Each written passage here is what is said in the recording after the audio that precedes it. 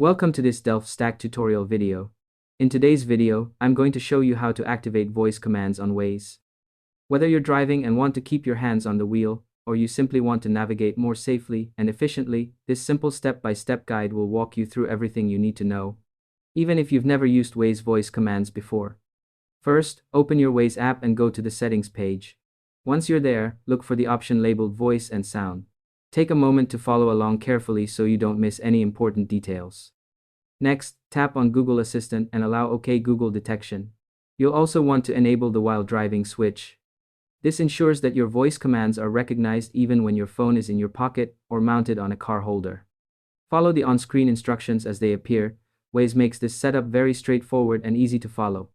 To make the process smoother, here are a few quick tips. Make sure your phone has the latest Waze app update, that your Google Assistant is set up properly, and that your microphone permissions are enabled. Doing this beforehand can save you time and prevent any potential issues while activating voice commands.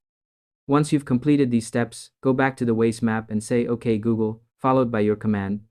For example, you can say OK Google, report hazard, and Waze will confirm that the hazard has been reported.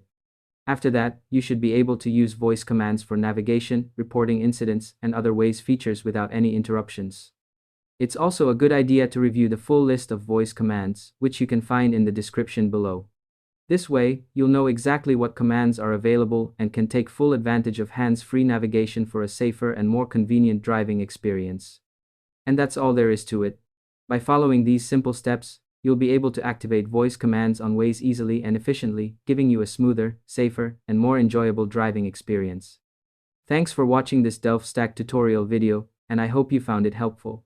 If this helped you out, feel free to share it with others who might be facing the same issue. You might just make someone's drive a lot easier and safer.